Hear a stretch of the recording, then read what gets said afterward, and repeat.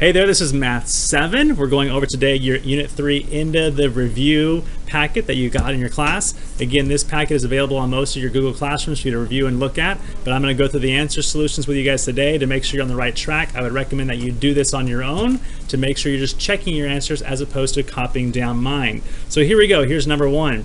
Begin first of all with a circle that has a radius of 30 centimeters. So what we're talking about is we have a circle and they give us the information of 30 centimeters, which is what we know so far. The question says, what is the area? In order to find the area of a circle, we're going to use that formula, pi times the radius squared, okay? And now we're going to use the information that was given to put that into our formula as so. So I'm going to go through this here, and we have that our radius is 30 squared, so we're going to put a 30 here. I'm going to put that in parentheses just so I remember it's there, and I'm going to square that. And for now, what I've noticed a lot of times is that we tend to push this pi to the outside, which is the same thing. I'm just moving it over there. 30 squared, if I solve that, is 30 times 30. That becomes 900, and that's 900, and I can keep it pi for now. If an answer asks you to keep it in terms of pi, we would leave it there as 900 times pi, 900 pi. If they wanted an approximate answer, then you might want to multiply this by 3.14. And when you do 900 times 3.14, what you end up with is 2,826. And we need units. These are all centimeters squared.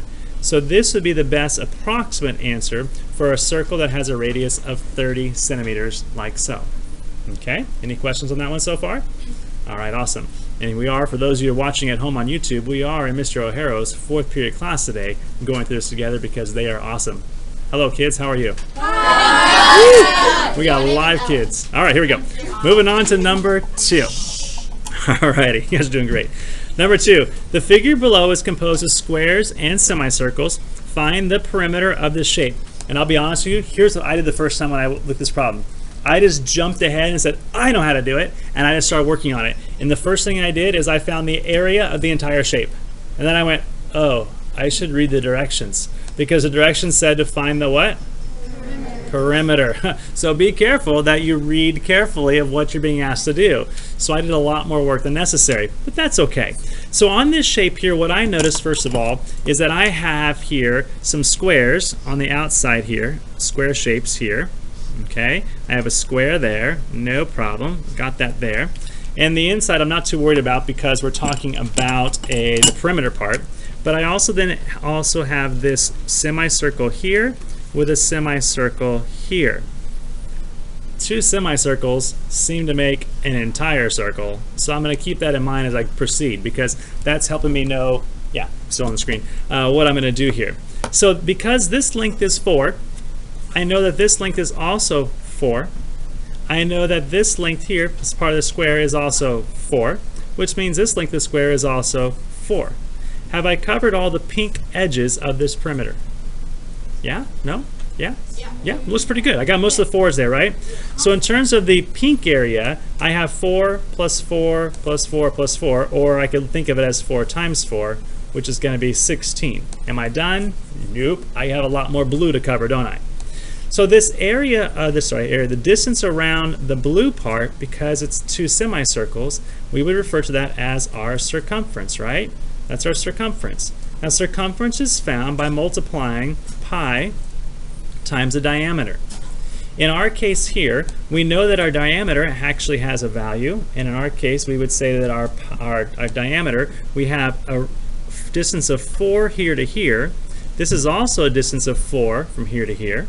So my combined distance would be adding those two together, and so 4 plus 4 happens to be 8, and so I have a diameter of 8. So my circumference so far is 8 pi, just as an answer choice so far. I have 8 pi as my circumference. Again, that's the circumference of the entire circle, which I drew here. I probably don't want to leave it in terms of pi, and so we can take out our calculator. We do 8 times 3.14. and we end up with 25.12. All right, so I write that down, 25.12. But of course, I'm not finished yet because the question is the perimeter of the entire shape. So I need to combine the 25.12 with the 16 from the pink parts, And what I end up with then, the 2 comes down, the 1 comes down, 5 plus 6 is 11, carry the 1, and I have 41.12, and I don't know what this is, inches, centimeters, you could just call it 41.12 units. We can leave it like that, and we're good to go. Okay, now again, when I first did this, I did the area, and so I made a mistake with the area, and I did the whole thing the long way. You might be asked that on a test to find the area, which you could do by breaking this into 3 squares and 1 giant circle using the same process there. All right, let's move on and look at the next page, number 3. Number 3. Make sure I get on the screen for you guys. Here we go. Okay, again, I like to draw little pictures. It just helps me think about what I'm doing. We have a cereal bowl. Here's my cereal bowl that has a diameter, that's a distance across, of 25 centimeters. It asks what is the radius of the cereal bowl. This question is just making sure you know the difference between a radius and a diameter. So a diameter goes all the way across, whereas a radius is half of that. So a diameter divided by 2 is going to be the value of a radius. In our case, we know the diameter was 25, so when we divide 25 by 2, we end up with 12.5, and because we're dealing with centimeters, I can put that on there as well. And so our radius is going to be equal to 12.5 centimeters. That's the problem there. That's the basic stuff, right? This is the question you definitely want to make sure you get right, and those questions will be there. We're putting them on your test for you guys, just so like you can demonstrate. I know the difference between radius, diameter, circumference. I know my formulas. As we go on, you'll see they get a little more complicated, but that's the basics there. Number 4, it's a similar problem, right? We have the cereal bowl again. Way to go, cereal bowl. I enjoy my cereal every day. I love it. All right, 25 centimeters is the diameter all the way across. That's my 25. And it says, what is the circumference? Now we have a question here. Circumference of the cereal bowl. Circumference is found by doing pi times the diameter. That's our formula for the circumference. And so now we're going to take our value and just pop that in there. So this becomes 25 pi. So again, if the question asked you to leave it in terms of pi, we would leave it like that. If it asked you to multiply that out, we would do 25 times 3.14, and 25 times 3.14 is 78.5, and again, still working with centimeters, so we'll leave it with centimeters like so. Does that look like what you guys got so far too? Mm-hmm. Okay. Yep. Judging on time, I think most of you got at least this far when you're working independently, so I think most of us are there. I'm probably about 3 more before I think most of you are like, hey, that's where I tapped out at. So let's see what we have for the next one. Number 5. Making sure I'm on the screen there since I'm not in my office today. So number 5. It says a circular lawn has a row of bricks around the edge. Lovely information. Great. Beautiful bricks. Love it. The diameter of the lawn is about 40 feet. Okay, so the diameter, I'm going to use a pin here. The diameter is that distance across, once again, is 40 feet. That's our diameter. It wants us to find the what, though? What's it want us to find? The area. The area of the lawn. So the information about the circular lawn with a row of bricks, does that have anything to do with the problem? No. Not really. Not really. I mean, okay, great. It has a row of bricks. It could if you were going to be asked like the track problem you had in one of the prior lessons. If you were going to count the area of the bricks and remove that from the other, then it could get complicated, but they're not doing that. So don't worry about that. Don't get complicated. Don't worry about how big the bricks were. Just say, yay, it had some bricks around the edges. Way to go, bricklayer guy. All right, so we have the diameter, which is 40, and we're going to find the area. Area is equal to pi times the radius squared. We were not given a radius. What were we given? Diameter. Diameter. So to find the diameter, we take to find the radius, we take the diameter and we divide it in half, which becomes what? 20, which is going to be our radius. So our radius is now 20. We can use this information back in our formula to solve the problem. So here we go. We had pi times the radius squared. 20 squared is going to be equal to 400, and I keep pi where it is. And again, to multiply by pi, I can multiply by 3.14, and 400 times 3.14 should give you 1,256. In this case here, these are feet and they're square feet because we're dealing with area. So area is always going to be squared. Okay? Back when it's circumference or perimeter, it's just the unit itself. When we're doing area, we're talking about squared units here. All right? Any questions on that one? Making sense so far? Cool. All right, looking good. So let's see if we can tweak this here to go down to number 6. Is that visible? Yes. Okay, good. All right. The compact disc below has a diameter of 5.5 inches. Do any of you guys actually own compact discs? Cool. There's like 10 people, and they're probably your parents, right? Yeah. Yeah. You might have a DVD or Blu-ray, but compact disc, I think you're probably all digital and you're listening to stuff on Spotify and you don't buy any music. It's all downloaded, bootleg, like illegal copies. Fantastic. All right. Basically, that's all it is. I've never seen a CD or compact disc in my life. All right. So a compact disc has a diameter of 5.5 inches. So again, that length across is 5.5. Find the circumference of the compact disc. Well, again, circumference is pi times the diameter. And I think that what you need to keep in mind here, guys, is that you're going to have questions that bounce back and forth between areas. So area, circumference, diameter, radius. It's not like we're going to do all the area problems first, and then we'll pause, and then we'll do all the circumference areas, and then we'll pause, right? It's going to be bouncing back and forth. So always look, what does it want me to find out? Circumference. Cool. Write that formula down and go from there. So there's my circumference formula, and now I'm going to put my diameter in place right there. So I have pi times 5.5 inches, okay? I can leave it in terms of pi there, or we can find the approximate value, which is 3.14 times 5.5. And 3.14 times 5.5 is equal to 17.27. And again, we're still dealing with inches right there. Okay, so that's our first 6 problems so far on the review packet. Here we go, flipping it over. Looking at number 7. Okay. So keep up here. I should see pencils moving at this point because a lot of you guys didn't quite get to this page. Raise your hand real quick if you got to this page. Oh, more than anticipated. Okay, we're about 75%. Not bad. All right, here we go. Find the area of the circle. So again, look at what's asking for. This first one's asking about area. Area equals pi r squared. You begin with that information. We know that's to be true. Now let's see what they gave us. They gave us the radius. Handy dandy. So we're going to go with pi. We're going to go with the radius squared. And now I'm going to substitute my values. Pi and the radius is 2. And that's squared. What is 2 squared? 4. And our pi is going to be equal to 3.14. So now we multiply. And 4 times 3.14 is equal to 12.56. I like that. So 12.56. They didn't tell us if it was inches or centimeters. We just know it's a number. So I think if I remember right, watching Mr. O'Hara last period, he just calls that like units squared. Okay, not like super like important, but just kind of know that it's a unit squared because again it's area. Okay, now find the area of the next circle. Well, again, we know area equals pi r squared. So we're going to use our pi r squared formula, but this time they gave me what value? Diameter. Diameter. So the radius is how much of a diameter?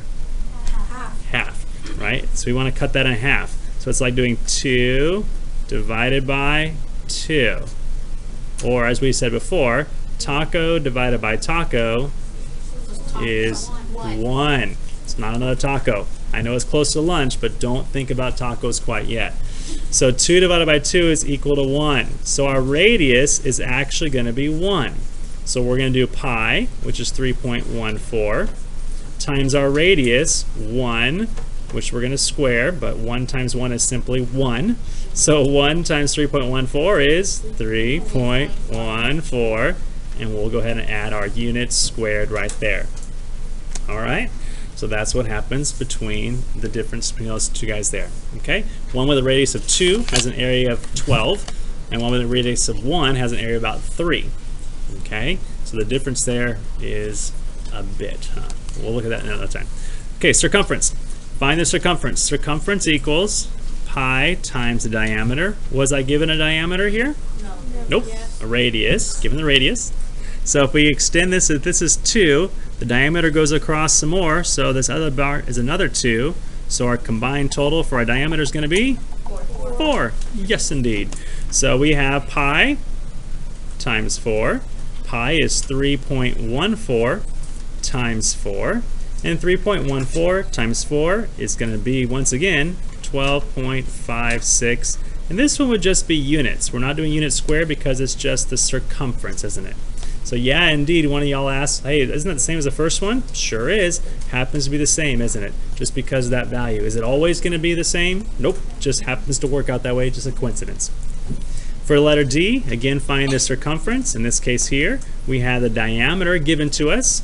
So we have pi times the diameter equals circumference. So we know pi times the diameter, which is already 2. So we'll replace pi with 3.14, multiply that by 2. And 3.14 times 2, it's going to be 6.28 units.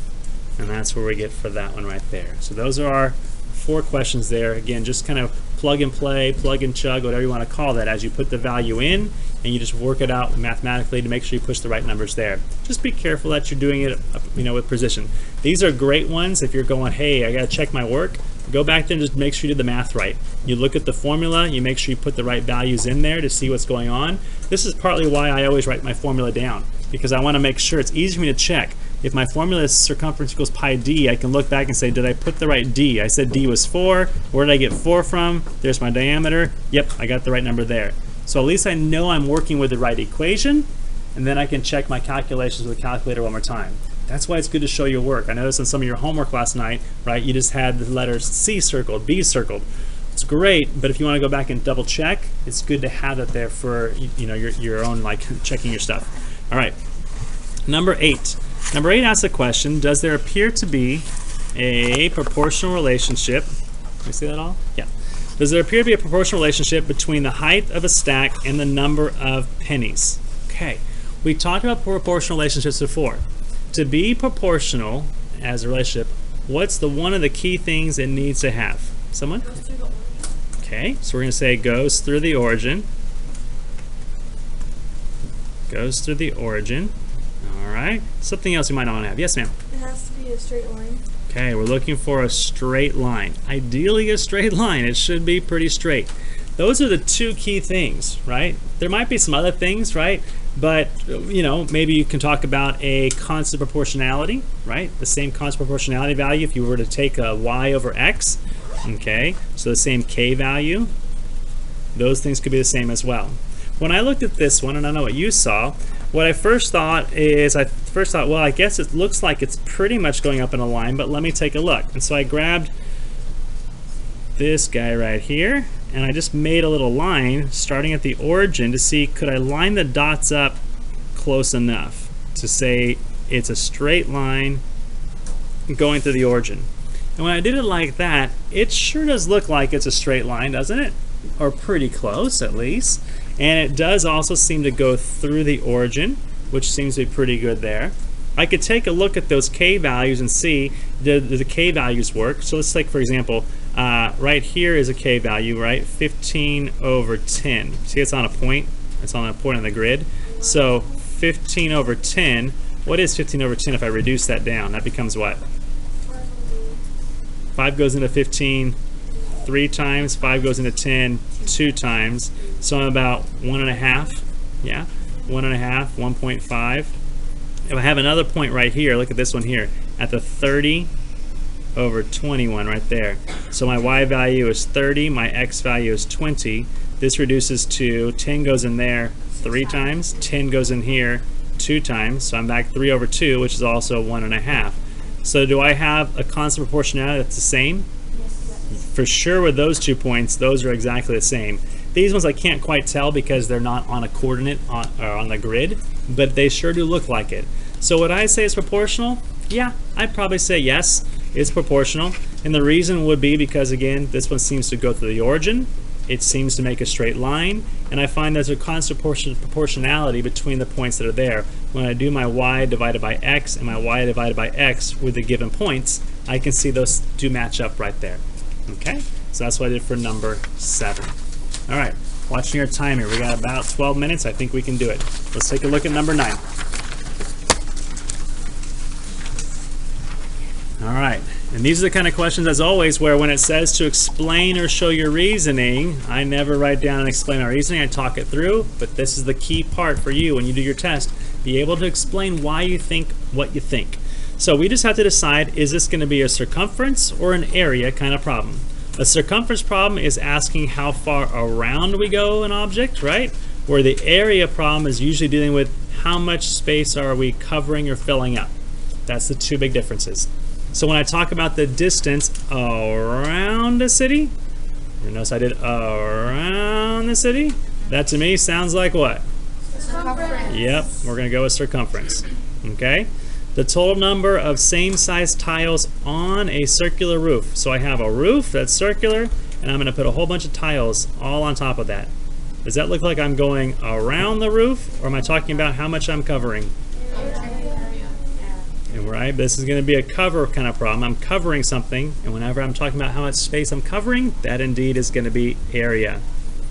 The distance of unicycle, that's a circular wheel, a one-wheel bicycle, will go with one rotation. A rotation is going to be around one time.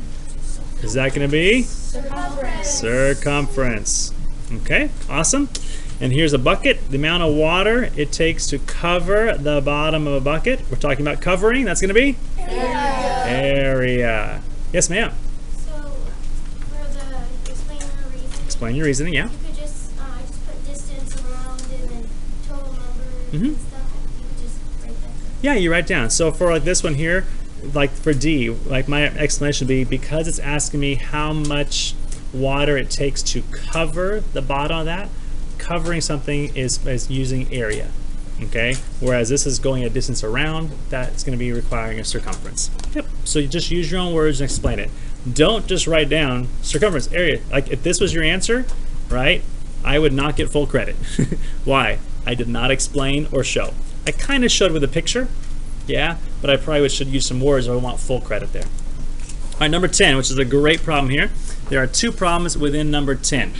So here we go. This figure is made from part of a square, and it tells you right here, part of a what? Circle. Circle, circle, circle.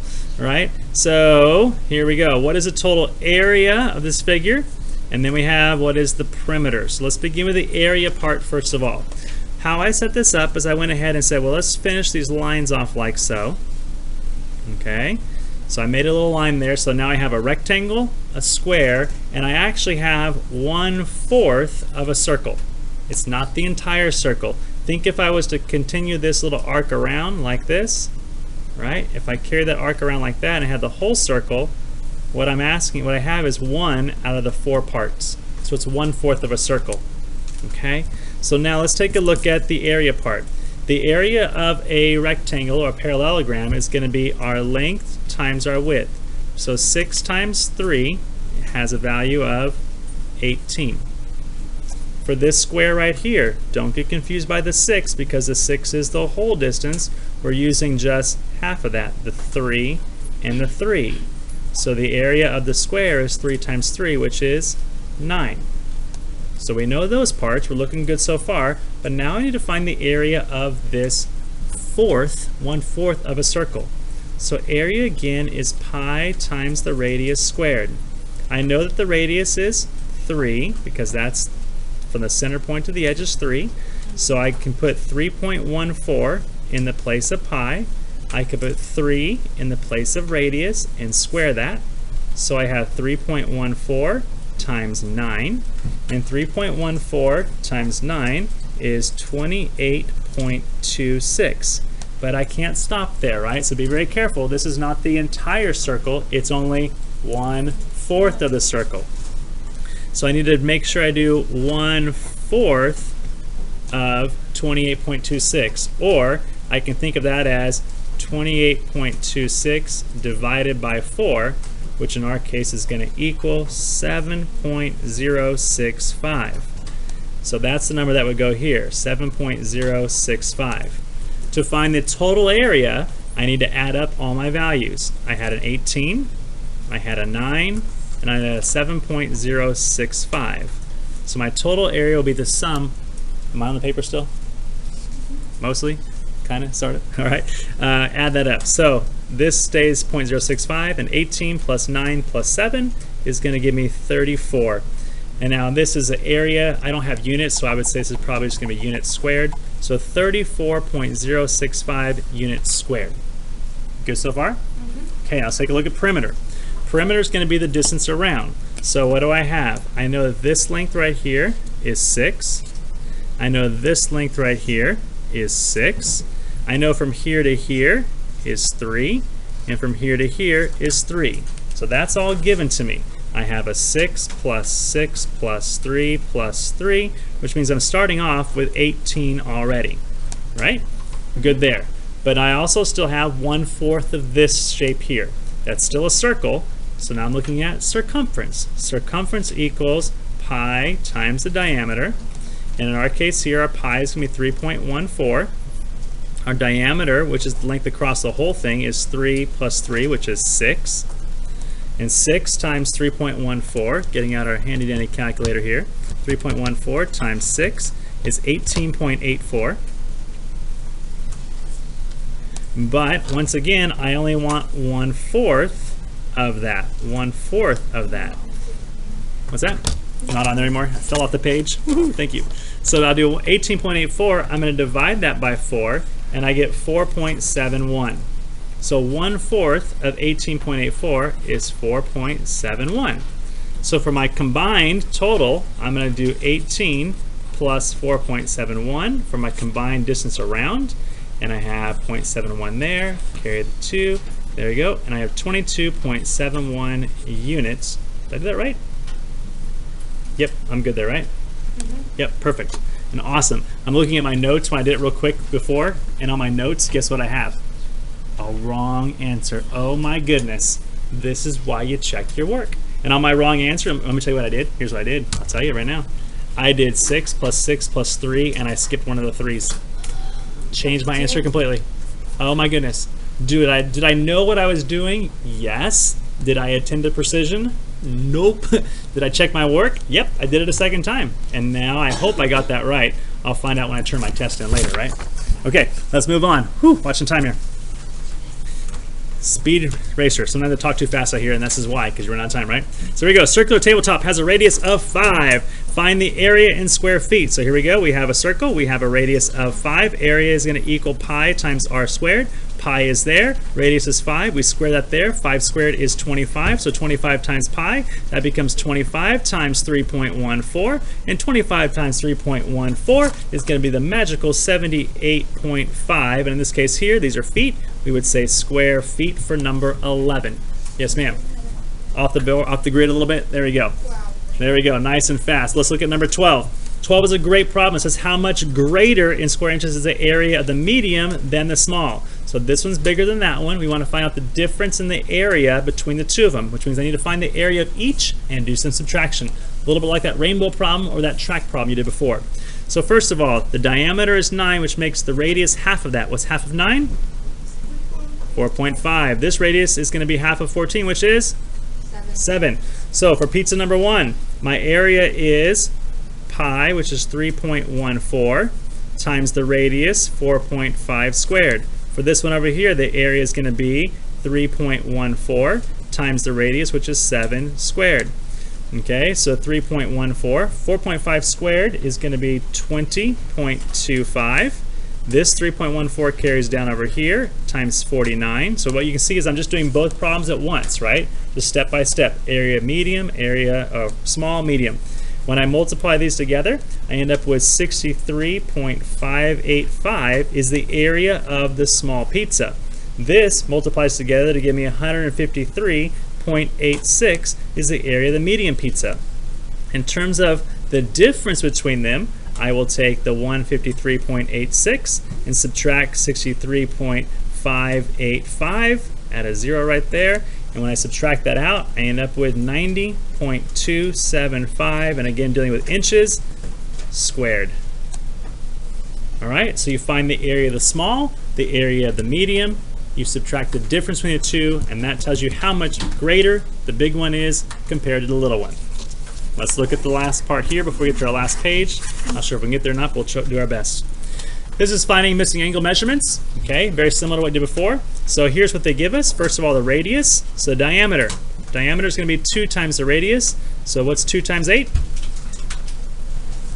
2 times 8 is? 16. You guys are awesome. Okay, circumference equals pi times diameter. Now we have our values, so it's 3.14 times the diameter of 16. When you do the math there, that becomes equal to 50.24. In terms of the area is pi r squared, so that's 3.14 times our radius, which is 8 squared. 8 squared is 64. 64 times 3.14 is equal to, I have 200.96. Again, use a calculator, figure that out, just make sure you know what you're doing. This one they start with the diameter, give us that 10, so half of that is our radius, which is going to be equal to 5. So our circumference equals pi times d, which is 3.14 times 10, which gives the value of 31.4. The area is going to be pi r squared, so it's 3.14 times our radius, which is 5 squared. 5 squared is 25. 25 times 3.14 is 78.5. All right, moving on to the next one. And those are kilometers, so I probably should be writing kilometers squared or centimeters squared. You get the idea. Let's look at this next one here. Can you see that or no? Yeah, okay. All right, so here, this is a great one. They give you the circumference. So this is a great one to look at real quick. Circumference equals pi times d. So let's plug in what we know. We know the circumference is 28.26. We know pi is 3.14. What we don't know is d. We want to get the d by itself. We're going to break up with its friend. So we're going to divide 3.14, divide 3.14, and that tells us that 9 is equal to d. So now we have a value for our diameter. Our radius will be half of that. Half of 9 is 4.5, and we can use that to find the area, which is pi r squared. 3.14 times 4.5 squared is going to be equal to 63.585. All right. So this last one here, just to give you the quick little solutions, you can work those out there. Our radius in this case here is going to be 6. Our diameter should have been 12. And our area, when you work that out, is going to be 113.04. Use the same process you did over there. Hang on one quick second for me. One second. This last problem is a little bit more complicated. I will go back to my office and work on this, but this is a great problem because it puts everything together. You're going to find the area, you're going to divide, and you'll get there. Do your best, and we'll see you next time. Okay, a field then needs grass seed to cover a circular field 400 feet in diameter. So we have a circular field that is 400 feet in diameter. Just kind of like to draw a quick picture there, right? Okay. A store sells a 40-pound bags of grass seed. All right. 1 pound covers 100 square feet. So 1 pound is 1 pound of grass seed covers, 200 square feet. Got it. What is the area of this circular field? Show your work. Well, first we'll look at our circle, which we said was a circular field with a diameter of 400 feet. Area is equal to pi r squared. We don't have a radius. Our radius is going to be half of the diameter. So half of 400 is going to be 200. That's what our radius is going to be equal to. So we have 200 squared times our pi, which is 3.14. Okay, and 200 squared is going to be equal to 40,000. 40,000 pi, if you left it in terms of pi, times 3.14. And 40,000 times 3.14 is equal to 125,600 square feet. Okay, so that's the area of the circular field. It tells us next that 1 pound of grass seed covers 200 square feet. So think about it like this. If I have my circular field, right, that's going to be 125,600 square feet. I know that 1 pound is going to cover 200 square feet there. So like that's 200. Okay? So the question is, how many pounds of seed would be needed to cover the whole thing? So it's like if I did 200 here, 200 here. So what am I doing with this large circle? I'm breaking this large circle up into chunks of 200, meaning I'm taking my 125,600 total size and I'm dividing it by sections that are 200 square feet in length. or in area. So 125, 600 divided by 200 is going to be 628. Okay, I'm going to need 628 pounds of seed to cover all of that space there. Now when you go to the store, it says that what's the least number of bags that the groundskeeper must buy. We know that we said that the one bag is going to be, well, it's a 40-pound bag. We have a 40-pound bag of seed. 40-pound bag of seed, and that 40 pounds covers the 200 square feet. So we're going to take our numbers here and say if I need 40 pounds, I know I need to get 628, and one bag will get me 40. I'm going to do 628 pounds divided by 40 pounds, and that's going to give me 15.7. Now the thing is, I can't buy 0.7 of a bag, so I'm going to need to buy 16 bags of seed, because those 16 bags of seed are going to cover 200 square feet each, and 200 times 16 is going to let me know that I can get up to 125,000 square feet, and we're good to go there. That's it. So hopefully you did a good job there, and we'll see you next time, and hope you're ready for your test coming up. Have a great day.